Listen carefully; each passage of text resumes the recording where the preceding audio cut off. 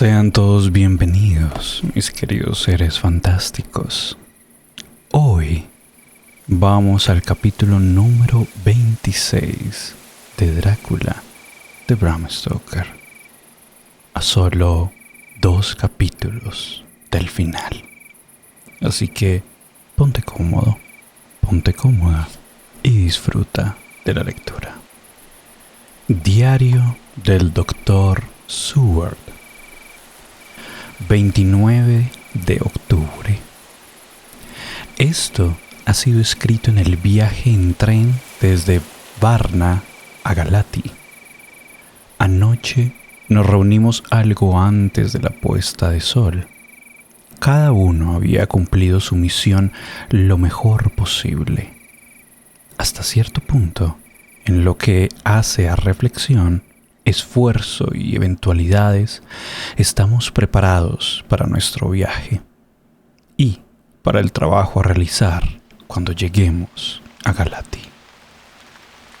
Cuando llegó la hora, nos acercamos a la señora Harker, que ya estaba preparada para su hipnosis, y tras un esfuerzo más prolongado y agotador de lo normal por parte de Van Helsing, entró en trance. Normalmente habla ante cualquier insinuación, pero esta vez el profesor tuvo que hacerle preguntas e inquirirle con mucha decisión para que nos dijese algo. Finalmente llegó su respuesta. No veo nada. Todo está quieto. No hay olas que rompen, sino solo un permanente remolino de agua que corre suavemente sobre el grillete. Oigo las voces de los hombres, lejos y cerca, y el golpe y el crujido de los remos en los toletes. En alguna parte suena un disparo. El eco parece lejano. Se oyen los pasos de los hombres adelante y los cabos y las cadenas que se arrastran. ¿Qué es esto? Hay un destello de luz. Siento el aire que sopla sobre mí. Aquí se detuvo. Se levantó impulsivamente del sofá sobre el que estaba reclinada y elevó ambas manos con las palmas hacia arriba, como levantando un peso. Van Helsing y yo nos miramos desconcertados. Quincy levantó las cejas de forma leve y la miró fijamente, mientras la mano de Harker instintivamente se colocó sobre la empuñadura de su kukri. Hubo una prolongada pausa. Todos sabíamos que se acababa el tiempo para que siguiese hablando, pero sentíamos que decir algo era inútil. Repentinamente se incorporó, abrió los ojos y preguntó: ¿Alguien quiere una taza de té?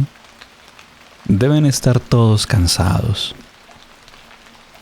Solo queríamos hacer que se sintiese bien, de modo que accedimos. Salió apresuradamente para traer el té. En cuanto se fue, Van Helsing dijo: Ya ven, amigos míos, está llegando a tierra. Ha dejado su cajón, pero todavía no ha llegado a la costa. Es posible que durante la noche permanezca escondido en alguna parte, pero si no lo llevan a la costa o si el barco no la toca, no puede llegar a tierra. En ese caso, podrá, si es posible, durante la noche, cambiar de forma y saltar o volar a la costa como lo hizo en Whitby. Pero si llega el día antes de que pueda bajar a tierra, entonces, a no ser que lo lleven, no puede escapar. Y si lo llevan, los funcionarios de aduana pueden descubrir que contiene el cajón. Así, en resumen, si no llega a tierra esta noche o antes del amanecer, habrá perdido todo el día. Entonces, podemos llegar a tiempo porque si no escapa durante la noche, nos acercaremos a él durante el día y lo encontraremos en el cajón a nuestra merced, porque no se atreve a ser el mismo, despierto y visible para no ser descubierto. No había nada más que decir, de modo que esperamos con impaciencia la llegada del amanecer, momento en el cual podíamos saber algo más gracias a la señora Harker. Temprano, esta mañana escuchamos casi sin aliento por la ansiedad su respuesta durante el trance. El estado de hipnosis tardó más en llegar que la vez anterior, y cuando llegó el tiempo restante hasta la completa salida del sol, era tan corto que comenzamos a desesperarnos. Van Helsing parecía empeñarse a fondo en el esfuerzo. Por fin, obedeciendo a su voluntad, respondió: todo está oscuro.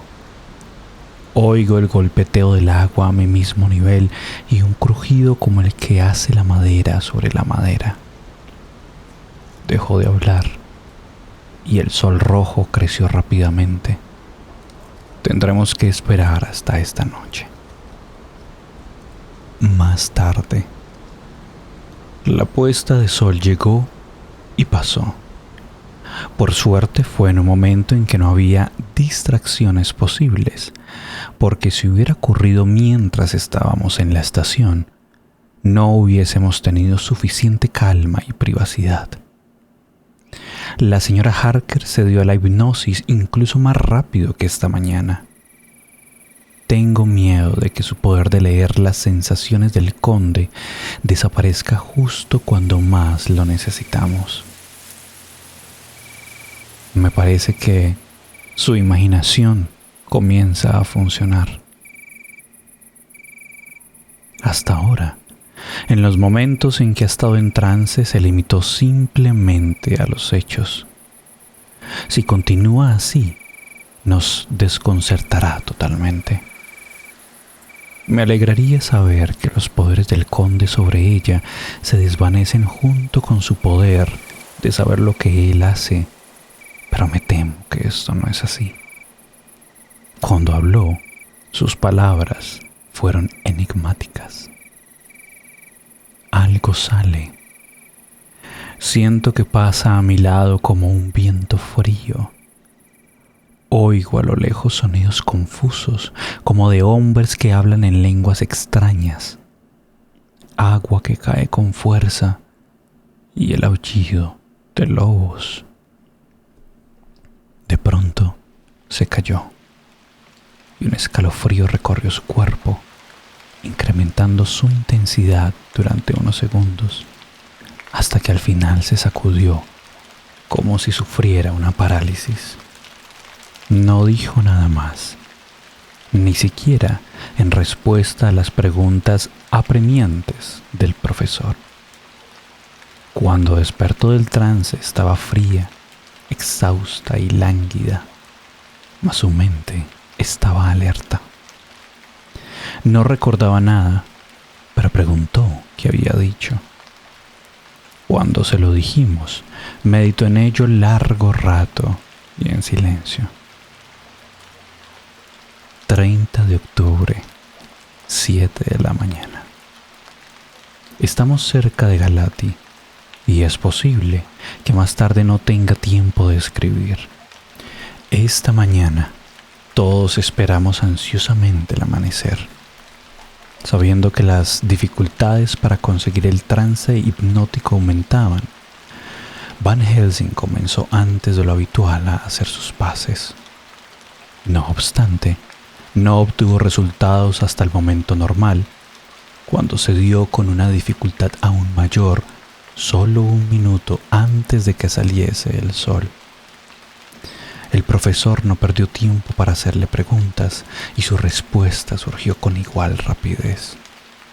Está todo oscuro. Oigo el agua remolinada a mi lado, al nivel de mis oídos, y el crujido de madera sobre madera. ganado, abajo a lo lejos. Hay otro sonido, raro. De pronto se calló y fue poniéndose cada vez más pálida. Siga, siga, hable, se le ordeno, insistió Van Helsing con voz angustiada, mientras sus ojos mostraban su desesperación porque el sol naciente enrojecía incluso el rostro pálido de la señora Harker. Abrió los ojos y todos nos sorprendimos al oírla decir, con dulzura y aparentemente con una gran preocupación: «Ay, profesor, ¿por qué me pide que haga lo que sabe que no puedo hacer? No recuerdo nada». Luego, al ver la mirada de asombro en nuestras caras, añadió: «¿Qué he dicho? ¿Qué he hecho?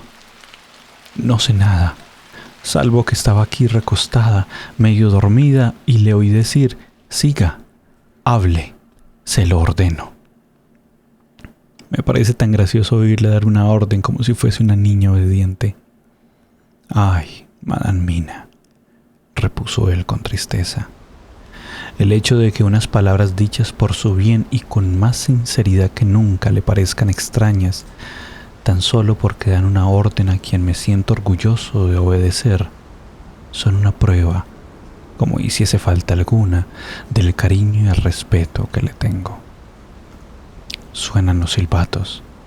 Estamos llegando a Galati, terriblemente ansiosos. Diario de Mina Harker, 30 de octubre. El señor Morris me trajo al hotel donde habíamos reservado habitaciones por telégrafo, por ser el que menos ocupado estaba. Las fuerzas se distribuyeron del mismo modo que en Varna, con la salvedad de que Lord Godalming fue a ver al vicecónsul, porque su rango podía servir como una garantía inmediata para el funcionario y teníamos mucha prisa. Jonathan y los dos médicos fueron al agente de embarque para informarse de los detalles de la llegada del Tsarina Catherine. Más tarde, Lord Godalming ha regresado. El cónsul está de viaje y el vicecónsul está enfermo, de modo que el trabajo de rutina es atendido por un secretario. Fue muy atento y nos facilitó todo lo que estaba a su alcance. Diario de Jonathan Harker, 30 de octubre. A las 9, el profesor Van Helsing, el doctor Seward y yo fuimos a ver a los señores Mackenzie y Steinkopf, agentes de la empresa londinense Hapgood. Habían recibido un telegrama de Londres en respuesta al pedido que había hecho Lord Godalming también por telegrama, solicitando que nos facilitaran todo lo que estuviese a su alcance. Se mostraron extraordinariamente amables y corteses y de inmediato nos llevaron a bordo del Tsarina Catherine, que estaba anclado en el puerto fluvial.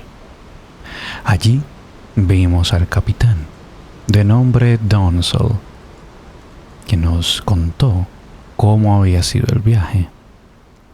Dijo que nunca en su vida había navegado en condiciones tan favorables. «Hombre», dijo, «es que nos daba miedo porque pensamos que seguramente en el futuro tendríamos que pagar por ello con alguna racha de mala suerte para que se mantuviese el promedio. No es normal navegar desde Londres hasta el Mar Negro con el viento desde atrás, como si el mismo diablo estuviese soplando las velas en su propio provecho. Y, además, no pudimos ver a nadie ni nada en todo el trayecto. En cuanto estábamos cerca de algún barco, puerto o cabo, nos caía una niebla encima que viajaba con nosotros, y cuando se levantaba, mirábamos alrededor y ya no veíamos nada. Pasamos por Gibraltar sin poder hacer señales, y cuando llegamos a Dardanelos, No tuvimos que esperar a que nos dieran permiso para pasar. Al principio, tuve ganas de plegar las velas e ir a la deriva hasta que se levantase niebla, pero luego pensé que si el diablo quería que llegásemos al mar negro rápido, lo haría de alguna forma sin importar lo que nosotros hiciésemos. Además, si hacíamos el viaje rápido, no quedaríamos mal con los dueños del barco, ni perjudicaríamos el tráfico. Y si el diablo cumplía con su objetivo, estaría bien agradecido con nosotros por no incomodarlo. Esta mezcla de naturalidad, astucia, superstición y razonamiento comercial excitó a Van Helsing, quien acotó: amigo, ese diablo es más listo de lo que muchos creen y sabe cómo conseguir lo que quiere. El capitán no estaba disconforme con el cumplido y continuó: cuando pasamos por el Bósforo, los hombres empezaron a gruñir. Algunos de ellos, los rumanos, vinieron y me preguntaron si no podíamos echar por la borda un gran cajón que un viejo raro había subido justo antes de que saliésemos de Londres. Los había visto mirar al hombre y sacar los 2 dedos cuando se acercó a ellos para protegerse contra el mal del ojo. Pero la superstición de los extranjeros es ridícula. Les dije que volvieran rápido a su trabajo, pero justo cuando la niebla nos tapó, empecé a sentir un poco lo mismo que ellos, aunque no hubiese dicho que era debido al cajón. Bueno, al seguir, como la niebla permaneció durante 5 días, dejé que el viento nos empujase, porque si el diablo quería llevarnos a algún sitio, ya encontraría la forma. Y si no quería, bueno, en cualquier caso, vigilaríamos bien por las dudas. Tuvimos un buen viaje y agua profunda todo el tiempo. Y hace 2 días, cuando el sol de la mañana atravesó la niebla, nos encontramos en el río frente a Galati. Los rumanos estaban furiosos y querían que por las buenas o por las malas sacara el cajón y lo arrojase al río. Tuve que liarme a golpes valiéndome de un espeque, y cuando el último subió a cubierta con las manos en la cabeza, los había convencido de que, con o sin mal de ojo, la propiedad y la confianza de los dueños del barco estaban mejor en mis manos que en el Danubio. Imagínese, ya habían subido el cajón a cubierta y lo tenían listo para arrojarlo al río. Como el rótulo ponía Galati vía Varna, pensé que era mejor dejarlo allí hasta que descargáramos en el puerto y nos deshiciésemos de él de una vez por todas. No hicimos mucho al aclarar el día y tuvimos que permanecer allí la noche anclados. Pero a la mañana siguiente, 1 hora antes de la salida del sol, subió a bordo un hombre con una orden que le habían enviado desde Inglaterra para que recibiera el cajón a nombre de un tal Drácula. Por supuesto que el asunto pasó rápidamente a sus manos. Tenía sus papeles en regla y yo estaba encantado de deshacerme de aquel trasto, porque ya empezaba a sentirme incómodo con él. Si el diablo tenía algún equipaje a bordo, estoy seguro de que no podía ser otro que ese cajón. ¿Cómo se llamaba el hombre que lo llevó?, preguntó el doctor Van Helsing, ocultando su ansiedad. Se lo digo enseguida, respondió. Bajó a su camarote y trajo un recibo firmado por Immanuel Hildesheim. Su dirección era Burgenstrasse 16. Nos dimos cuenta de que el capitán no sabía nada más. De modo que le dimos las gracias y nos marchamos. Encontramos a Hildesheim en su oficina. Era un hebreo con una nariz que parecía una oveja y que llevaba fez. Sus argumentos puntualizaron todo con claridad. Nuestras monedas contribuyeron a cada punto. Y después de regatear un poco nos dijo lo que sabía. Resultó ser una información sencilla, pero importante. Había recibido una carta del señor Ville de Londres que le solicitaba que recogiese, dentro de lo posible antes del amanecer, para evitar a los funcionarios de aduanas, un cajón que llegaría a Galati en el Tsarina Catherine. Debía entregarlo a un cierto Petrov Skinsky, que tenía tratos con los eslovacos que comerciaban por el río hasta el puerto. Se le había pagado por este trabajo con dinero inglés que se había acreditado en el Danube International Bank y se había cambiado por oro. Cuando Skinsky vino a verlo, le llevó hasta el barco y le entregó el cajón allí para ahorrar el porte. Eso era todo lo que sabía. Entonces, buscamos a Skinsky, pero no lo encontramos. Uno de sus vecinos, que no parecía tenerle mucho aprecio, dijo que había salido hacía 2 días y que nadie sabía para dónde. Nos confirmó esta información su casera, quien había recibido por medio de un mensajero la llave de la casa junto con la renta adeudada en dinero inglés. Fue entre las 10 y las 11 de la pasada noche. Otra vez estábamos en un punto muerto. Mientras hablábamos, vino alguien corriendo y, sin aliento, nos dijo que el cuerpo de Skinsky había sido encontrado dentro del recinto del cementerio de San Pedro y que tenía el cuello desgarrado como por un animal salvaje. Quienes habían hablado con nosotros corrieron a ver este horror. La mujer gritaba: «Esto es obra de los eslovacos». Nos alejamos rápidamente por temor a vernos mezclados en el asunto y, por tanto, detenidos.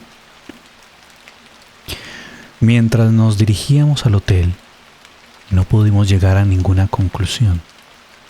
Todos estábamos convencidos de que el cajón seguía su camino por agua hacia alguna parte, pero hacia dónde iría aún estaba por descubrirse. Desesperanzados, llegamos al hotel donde nos esperaba Mina. Cuando nos encontramos todos juntos, lo primero que tratamos era si debíamos o no confiar a Mina la información que habíamos obtenido. Las cosas se estaban poniendo desesperadamente difíciles y al menos era una posibilidad, aun cuando fuera azarosa. Como primer paso, se me liberó la promesa que le había hecho a ella. Diario de Mina Harker. 30 de octubre, por la noche. Estaban tan cansados, tan agotados y con tan poco ánimo que no pudieron hacer nada hasta que no descansaron un poco. Les dije que se acostaran media hora mientras yo actualizaba toda la información. Estoy tan agradecida al hombre que inventó la máquina de escribir de viaje y al señor Morris que me consiguió esta. Me sentiría perdida si tuviese que hacer el trabajo con una pluma. Todo está listo. Pobre mi querido Jonathan, lo que debe haber sufrido y lo que debe estar sufriendo todavía. Está acostado en el sofá, respirando apenas. Su cuerpo parece arrumbado. Tiene las cejas fruncidas y su cara muestra sufrimiento. Pobre mi querido, tal vez está pensando, veo que su cara se arruga, debe estar concentrado en sus pensamientos. Ay, Si pudiese ayudar, haré lo que pueda. Le he pedido al Dr. Van Helsing todos los papeles que no he visto hasta ahora y ya me los ha dado. Mientras ellos descansen, los revisaré minuciosamente y tal vez llegue a alguna conclusión. Trataré de seguir el ejemplo del profesor y pensar en los hechos sin prejuicios. Creo que gracias a la divina providencia he hecho un descubrimiento. Buscaré los mapas y los revisaré. Ahora estoy más segura de que tengo razón. Mi nueva conclusión está lista. Reuniré al grupo y se lo leeré. Ellos la juzgarán. Creo que puede ser acertada y cada minuto cuenta. Nota de Mina Harker. Fondo de investigación. El problema del conde Drácula debe volver a su propio hogar. Alguien debe haberlo traído. Esto es evidente, porque si hubiese tenido el poder de desplazarse por sí mismo como quería, podría haberlo hecho, ya sea como hombre, lobo o murciélago, o de alguna otra forma. Es evidente que teme que se le descubra o que haya interferencias. En el estado de impotencia en que debe estar, encerrado como está entre el amanecer y la puesta del sol en su cajón lleno de tierra. Ve cómo lo han llevado. Aquí nos puede ayudar un proceso de exclusión. ¿Por carretera? ¿Por ferrocarril? ¿Por agua? 1. Por carretera. Hay innumerables dificultades, especialmente al dejar la ciudad. Hay personas curiosas que investigan. Una insinuación, una conjetura o una duda sobre lo que podría haber en la caja lo destruiría. Hay, o puede haber, agentes de aduanas y otros controles que pasar. Sus perseguidores podrían seguirlo. Este es su mayor temor, y para evitar ser traicionado, incluso a mí, su víctima, me ha repelido todo lo que ha podido. 2. Por ferrocarril. No hay nadie a cargo del cajón. Tendría que haberse arriesgado a ser demorado y el retraso podría ser fatal, con enemigos que le sigan el rastro. Es verdad que puede escapar por la noche, pero ¿qué sucedería si lo dejan en un sitio extraño, sin refugio a donde volar? Esta no es su intención y no se arriesgará. 3. Por agua. Esta es la forma más segura, en un aspecto, pero la más peligrosa en otro. En el agua no tiene poderes, a no ser por la noche. Incluso entonces, solo puede formar niebla, tormenta y nieve y convocar a sus lobos. Pero, si naufragara, el agua podría tragarlo, quedaría indefenso y estaría realmente perdido. Podría ser que una embarcación lo llevase a tierra, pero si llegase a un sitio poco amistoso en el cual no se pudiese mover en libertad, su situación sería desesperada. Sabemos por el registro que ha estado en el agua.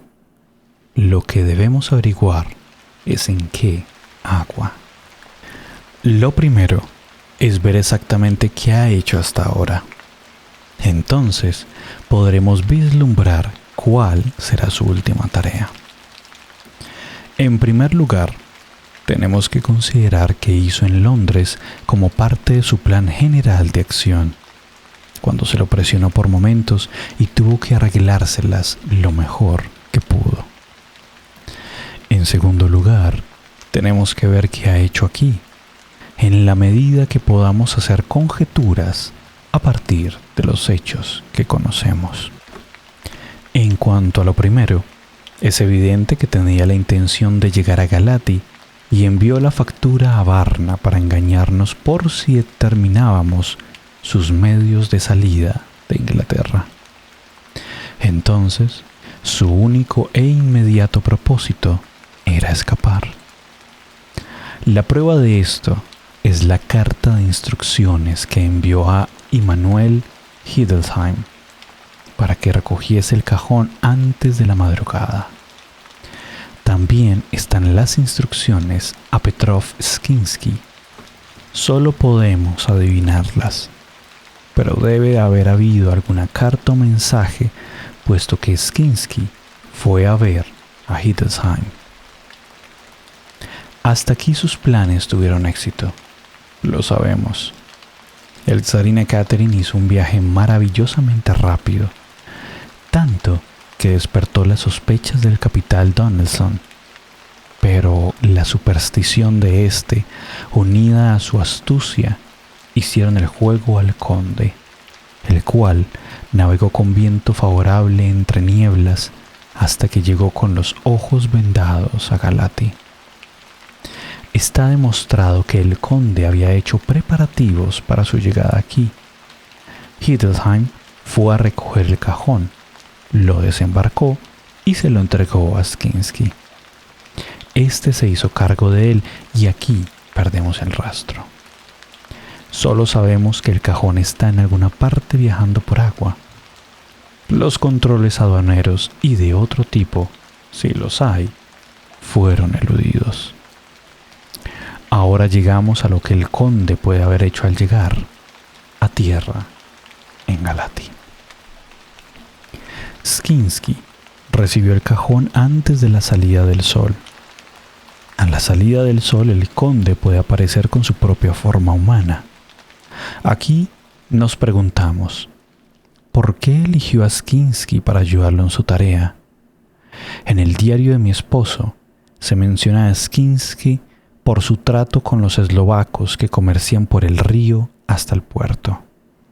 Y el hecho de que el hombre señalase que el asesinato era obra de un eslovaco demuestra el sentimiento generalizado que existe contra esta gente. El conde quería aislamiento. Mi conjetura es la siguiente, que en Londres el conde decidió volver a su castillo por vía fluvial por creer que es la forma más segura y secreta. Lo habían traído de su castillo los cíngaros y probablemente entregaron su cargamento a los eslovacos, quienes llevaron los cajones a Varna, porque desde allí fueron embarcados a Londres. Por tanto, el conde ya conocía a las personas que podían realizar este servicio. Cuando el cajón llegó a tierra, antes del amanecer o después de la puesta del sol, salió de él. Fue en busca de Skinsky y le dio instrucciones para que organizara el transporte del cajón por algún río. Una vez hecho esto, sabía que todo estaba en marcha y ocultó su rastro dando muerte a su agente. He examinado el mapa y considero que los ríos más adecuados para que los eslovacos lo remonten son o bien el Prut o el Seret. Leí en los papeles que durante mi trance oía vacas abajo y agua arremolinada a la altura de mis oídos y el crujido de la madera. Entonces, el cajón del conde va por un río en una barca sin techo, posiblemente impulsada por remos o palos, porque las orillas están cercanas y navega contracorriente. No habría ese ruido si navegara arriba abajo.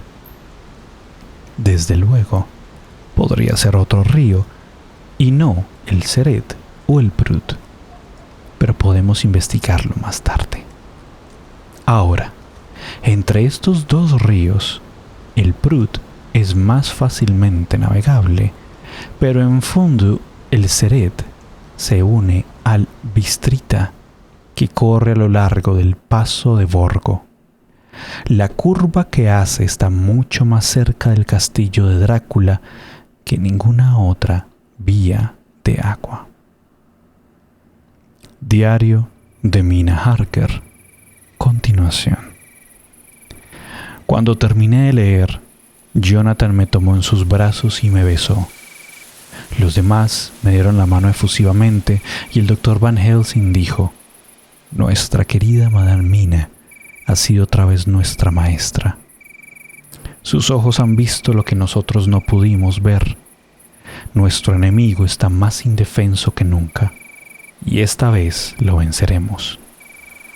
Y si podemos alcanzarlo durante el día, en el agua, nuestra tarea habrá terminado. Ha partido antes, pero no tiene poderes en el agua para conseguir llegar antes, porque no dejará su cajón para que los que lo llevan no sospechen, porque si sospecharan, lo arrojarían al agua y moriría. Él sabe esto y no lo hará. Ahora, señores, hemos de celebrar nuestro consejo de guerra porque hay que planificar lo que debe hacer cada uno de nosotros. Tomaré una lancha de vapor y lo seguiré, afirmó Lord Godalming, y yo buscaré caballos para seguirlo por la orilla por si desembarca, añadió Morris. Bien, declaró el profesor, pero nadie debe ir solo. Debemos contar con la fuerza suficiente para oponernos a la suya si es necesario. El eslovaco es fuerte y rudo y lleva armas violentas. Todos sonrieron porque llevaban un pequeño arsenal. He traído algunos rifles, intervino Morris. Son muy prácticos en las multitudes y puede que haya lobos. El conde, como recordará, tomó algunas precauciones más. Hizo algunas precisiones a otros que la señora Harker no pudo escuchar o comprender del todo. Tenemos que estar preparados para todo. Creo que es mejor que vaya con Quincy, propuso el doctor Seward. Estamos acostumbrados a ir juntos de caza y los dos bien armados seremos una buena pareja para cualquier cosa que podamos encontrarnos. Art, tú no debes ir solo. Tal vez haya que luchar contra los eslovacos y cualquier estocada, aunque supongo que no deben llevar armas de fuego, podría anular todos nuestros planes. Esta vez no debemos correr riesgos. No descansaremos hasta que la cabeza y el cuerpo del conde estén separados y nos aseguremos de que no se puede reencarnar. Miró a Jonathan mientras hablaba y Jonathan me miró a mí. Vi que el pobre tenía la mente desquiciada. Desde luego que quería quedarse conmigo, pero también la misión que iría en la embarcación sería, más probablemente, la que destruiría al vampiro. ¿Por qué he dudado en escribir la palabra? Jonathan se quedó un momento en silencio, y durante ese silencio habló el doctor Van Helsing. Amigo Jonathan, esta tarea es para usted por 2 razones. En primer lugar, porque usted es joven, valiente y puede luchar. Y al final pueden necesitarse todas las energías y además usted tiene derecho a destruirlo, a él que ha causado tantos males a usted y los suyos. No tema por Madame Mina. Ella quedará bajo mi protección si me lo permite. Soy mayor ya. Mis piernas no corren tan deprisa como antes y no estoy acostumbrado a cabalgar durante tanto tiempo o a perseguir a alguien como será necesario o a luchar con armas letales. Pero puedo luchar de otra forma y puedo morir, si es necesario, en el lugar de un joven. Ahora permítame decirles qué es lo que haría. Mientras usted, Lord Godalming y mi amigo Jonathan van en su rápida embarcación a vapor, y mientras John y Quincy montan guardia en la orilla donde es posible que desembarque, yo llevaré a Madame Mina al mismo corazón del territorio del enemigo. Mientras el viejo zorro está atado a su cajón, flotando sobre la corriente de agua sin poder salir, donde no se atreverá a levantar la tapa de su ataúd para que los eslovacos no se asusten y lo maten, iremos por el mismo sendero por donde fue Jonathan, desde Bistrita por el paso de Borgo, y abriremos camino hasta el castillo de Drácula. Aquí el poder hipnótico de Madame Mina seguramente nos ayudará y encontraremos el camino, que de otra forma sería oscuro y desconocido, después de la salida del sol, cuando lleguemos a ese temible lugar. Entonces tendremos mucho que hacer y otros sitios que santificar, de modo que ese nido de víboras sea arrasado. Aquí Jonathan interrumpió acaloradamente. ¿Quiere decir, profesor Van Helsing, que llevaría a Mina, a pesar del triste estado en que se encuentra e infectada como está por esa diabólica enfermedad, justamente a las fauces de su trampa mortal? Ni hablar, por Dios. Se quedó en silencio durante un momento y luego continuó. ¿Sabe cómo es ese sitio? ¿Ha visto esa terrible guarida de infamia infernal, donde la luz de la luna adquiere vida propia con formas espeluznantes, y donde cada partícula de tierra que se arremolina en el viento es un monstruo devorador embrionador? ¿Ha sentido los labios del vampiro sobre su cuello? Aquí se volvió hacia mí y sus ojos se posaron en mi frente. Levantó sus brazos y gritó: ¡ay, Dios mío! ¿Qué hemos hecho para padecer este horroroso tormento? Se hundió en el sofá derrumbado por la tristeza. La voz del profesor, que surgió con tonos claros y dulces que parecían vibrar en el aire, nos calmó a todos. ¡Ay, amigo! Quiero ir para salvar a Mina de ese terrible sitio. Ojalá Dios me librase de llevarla al castillo, pero tenemos trabajo que hacer, muchísimo trabajo, que sus ojos no deben ver. Nosotros los hombres, a excepción de Jonathan, hemos visto con nuestros propios ojos lo que debe hacerse para purificar un sitio de estos. Recuerden que la situación es terriblemente desesperada. Si esta vez el conde se escapa, y sabemos que es fuerte, sutil y astuto, puede que decida dormir 100 años, y entonces, con el tiempo, nuestra querida Madame Mina, aquí tomó mi mano, vendría a hacerle compañía y se convertiría en uno de esos que usted, Jonathan, ha visto. Nos ha hablado de unos labios que se regodeaban. Ha oído su risa escabrosa cuando se apoderaba de ese saco que se agitaba que el conde les arrojó. Veo que tiembla y tiene sus motivos. Debe perdonarme por decirle estas cosas tan dolorosas, pero es necesario, amigo. No estoy ofreciendo mi vida, si fuese necesario, por esta necesidad extrema. Si se diese el caso de que alguien tuviese que quedarse en ese sitio, yo iría para hacerle compañía. Haga como quiera, concedió Jonathan, con un sollozo que le sacudió todo el cuerpo. Estamos en manos de Dios. Más tarde. Ay, qué bien me ha hecho ver cómo trabajan estos hombres valientes. ¿Cómo no amar a un hombre tan sincero, tan auténtico, tan valientes? También he pensado en el maravilloso poder del dinero. ¿Qué es lo que no puede conseguir? ¿Y qué puede hacer cuando se lo usa con vileza? Es una suerte que Lord Godalming sea tan rico y que tanto él como el señor Morris, que también tiene mucho dinero, estén dispuestos a gastarlo sin reparos. Si no fuese por ellos, nuestra pequeña expedición no habría sido tan rápida ni estaríamos tan bien equipados.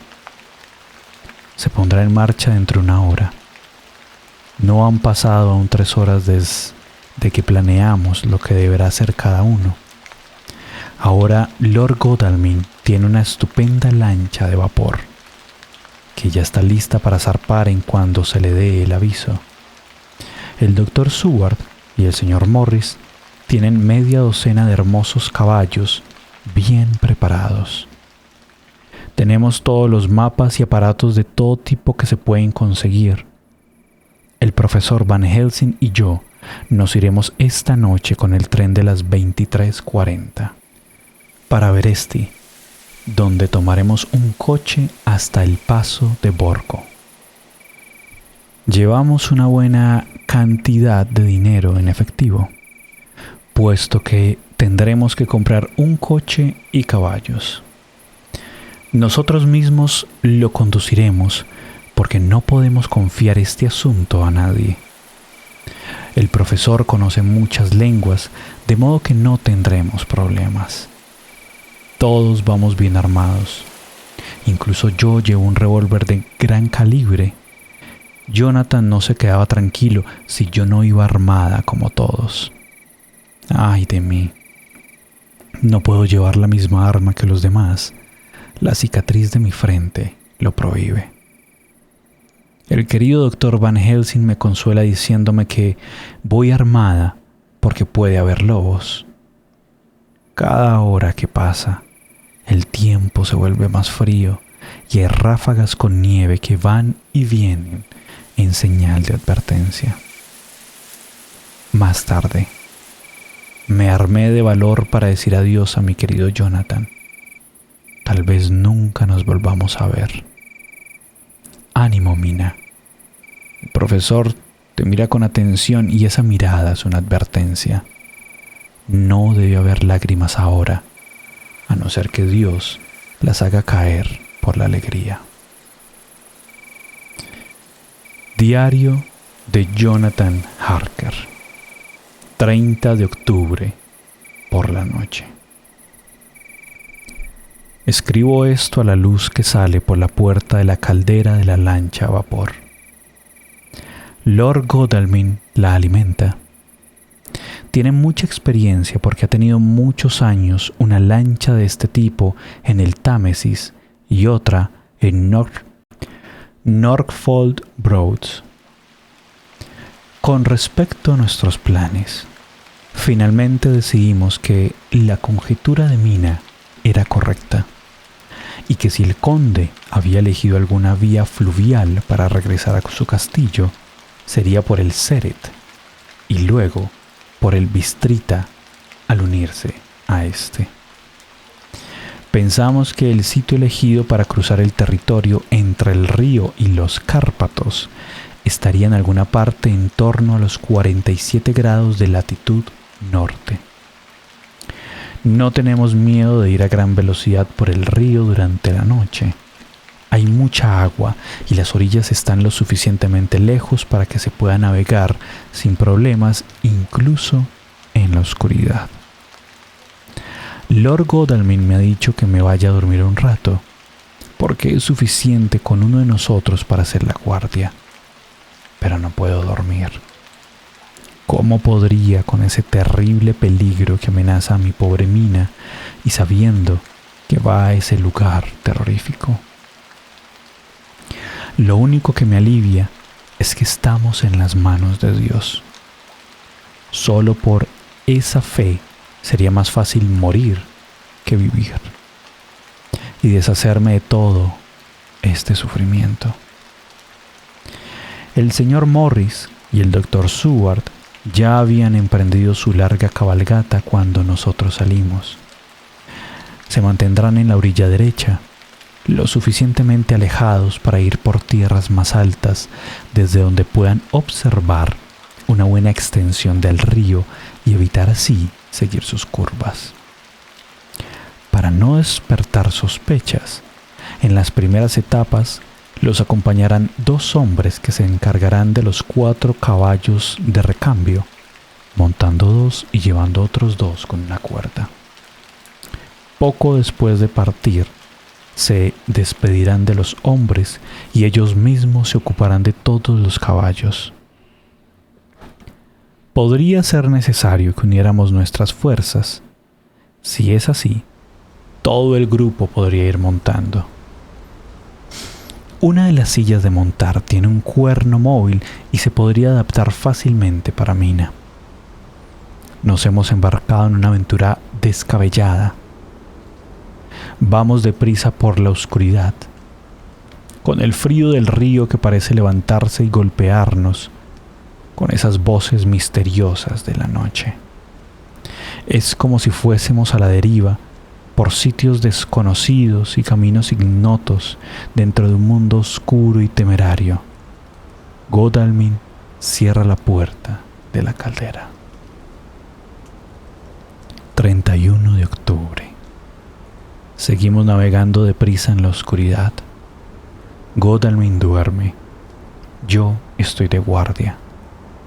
La mañana es terriblemente fría y el calor de la caldera es agradable, a pesar de los abrigos de piel.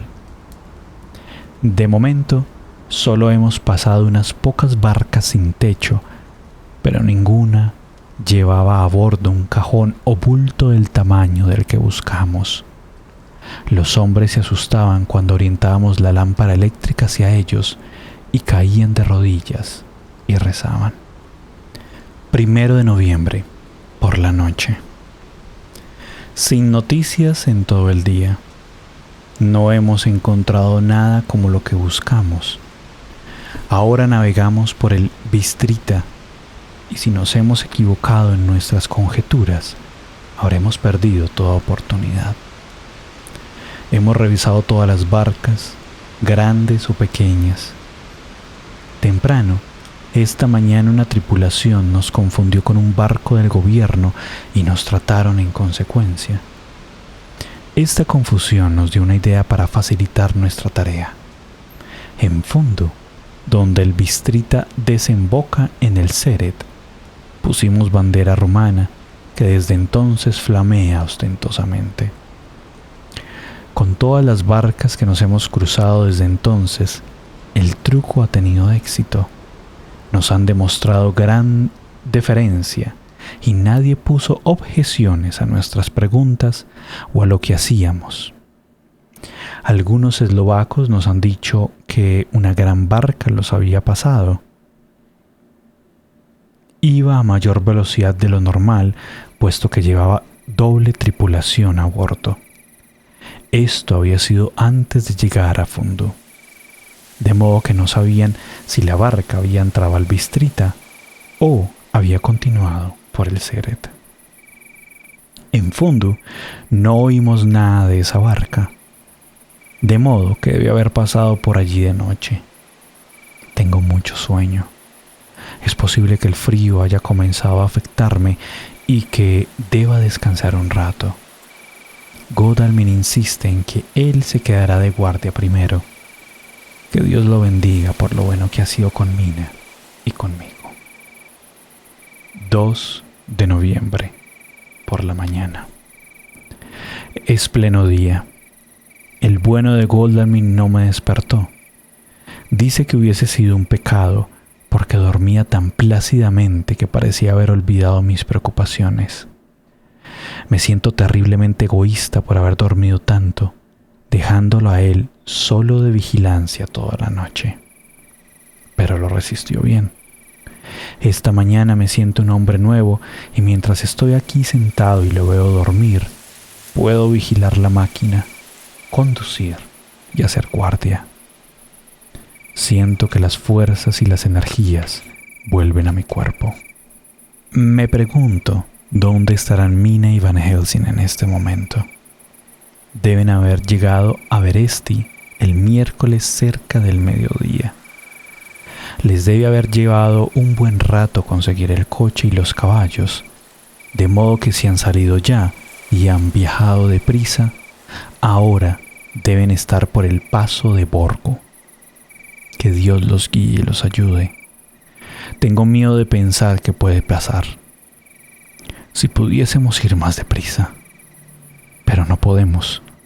La máquina vibra y funciona a su máximo potencial.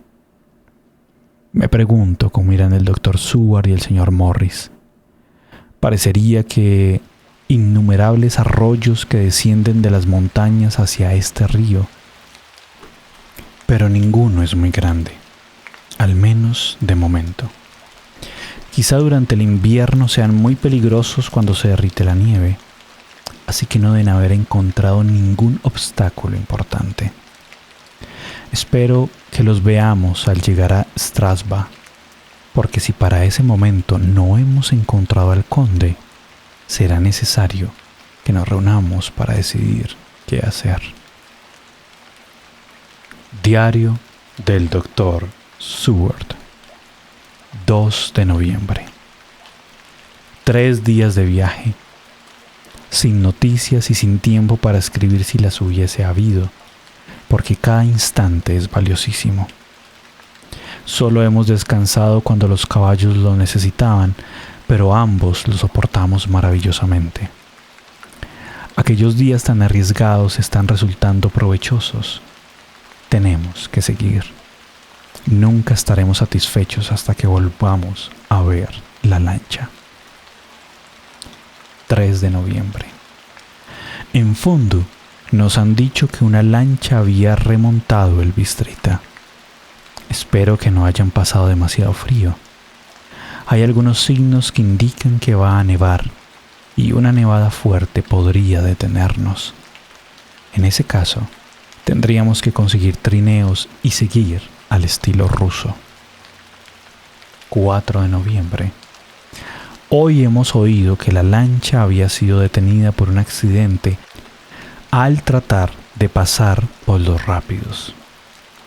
Las barcas de los eslovacos los pasan sin dificultades, con la ayuda de una cuerda y conducidas con experiencia. Algunas los habían superado solo un par de horas antes. Godalming es un mecánico aficionado y es evidente que fue él quien volvió a poner en funcionamiento la lancha. Por fin, remontaron los rápidos con ayuda de la gente del lugar y han renovados la persecución. Creo que la lancha se debe de haber estropeado durante el accidente, porque los campesinos nos han dicho que luego vieron que paraba a cada momento mientras estuvo a la vista. Tenemos que apresurarnos más que nunca. Es posible que pronto necesiten nuestra ayuda. Diario de Mina Harker, 31 de octubre. Llegamos a Beresti al mediodía. El profesor me dijo que esta mañana al amanecer casi no pudo hipnotizarme y que todo lo que dije fue oscuro y quieto. Ahora se ha ido a comprar un coche y caballos. Dice que más tarde tratará de comprar más caballos para que podamos cambiarlos en el camino. Tenemos algo más de 70 millas por delante. El campo es precioso y muy interesante. Si estuviésemos en otra situación, qué agradable sería verlo todo. Si Jonathan y yo viajásemos solos por aquí, ¿cómo lo disfrutaríamos? Parar y ver la gente, aprender algo de sus vidas y recoger en nuestra memoria todo el color y el encanto de este país salvaje y hermoso y de su pintoresco pueblo. Pero ay de mí. Más tarde, el Dr. Van Helsing ha regresado. Ha conseguido el coche y los caballos. Cenaremos y partiremos dentro de 1 hora. La dueña de la posada nos está preparando una gran cesta de provisiones. Parece suficiente para abastecer a un regimiento. El profesor la alienta y me susurra que es posible que pase una semana antes de que podamos volver a comer bien. También ha estado de compras. Ha comprado un montón de maravillosos abrigos de piel y mantas y todo tipo de prendas de abrigo. No hay peligro de que pasemos frío. Pronto nos iremos. Tengo miedo de pensar qué puede pasar. Estamos realmente en manos de Dios. Solo Él sabe qué sucederá.